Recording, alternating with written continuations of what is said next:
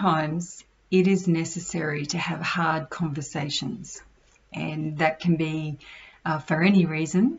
You don't have to be in a leadership role to have a hard conversation, even though they seem to be part and parcel of the leadership role. In a previous life, and there probably would be some organisations who still call this, they'll talk about courageous conversations. And I was never really a fan of the term courageous conversation, because in some respects, why does it have to be a courageous conversation? If it's a conversation that is needed to be had, it's a conversation. But as I started, these conversations can sometimes be hard. There may be emotions involved, relationships involved, which may mean, if I have this hard conversation, what is the outcome of this going to be? What are the consequences of this going to be? Is it going to ruin the relationship? And I have witnessed individuals who have gotten themselves in a situation where they have hired people who they have relationships with outside the organisation.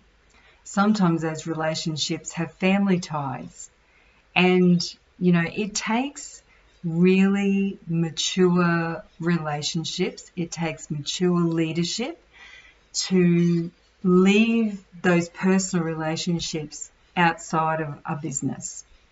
Because when it comes to having to have hard conversations, you've got to be really strong and be thinking about the bigger picture to be able to have those conversations. And I have seen individuals who have been very conflicted. They've actually been compromised in some respects, where they just couldn't have had those hard conversations to the point where it impacted their own position, their own role within the organisation.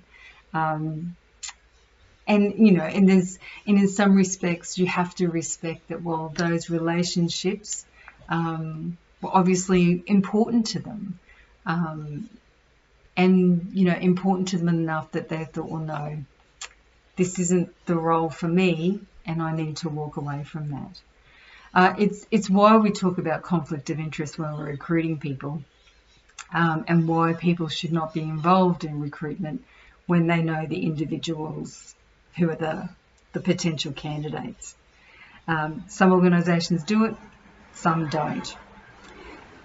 But coming back to having to have those hard conversations, and I've had to have a number of them in the last 6 to 12 months. It's actually probably longer than 12 months, and I've had to have those hard conversations with people that I've known for extended periods of time, and they're not easy.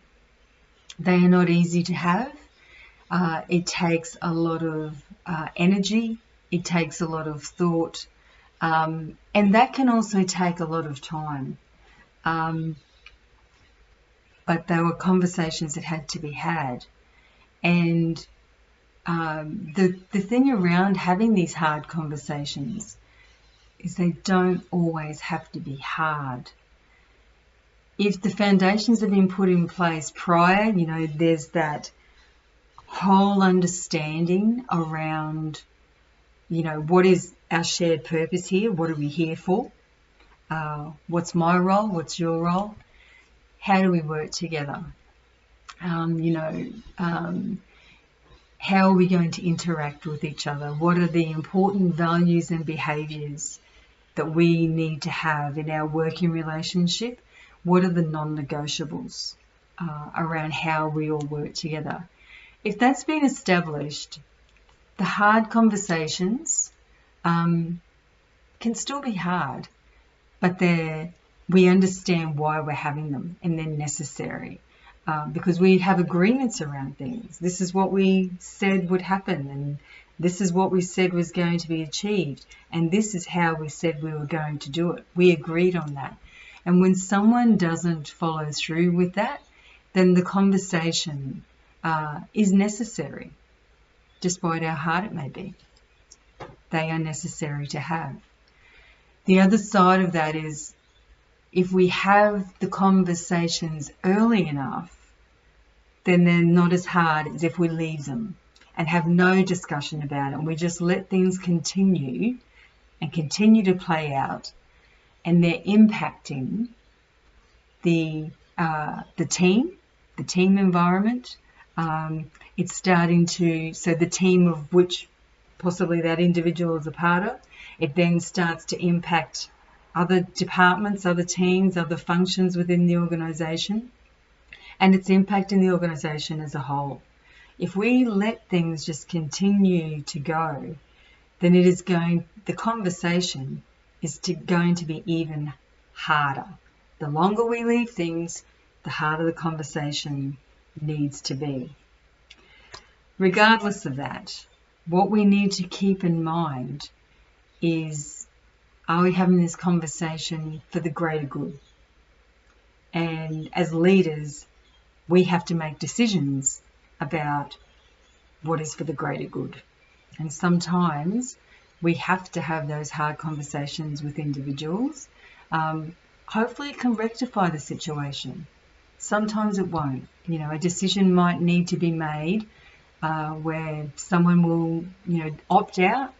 It's not for them anymore, or we have to go that other road of performance improvement and maybe termination, if it gets to that point. But it doesn't always have to. That one early conversation can make all the difference. It's just those of us who are responsible for initiating that conversation, actually taking the action to have that hard conversation before it becomes even harder.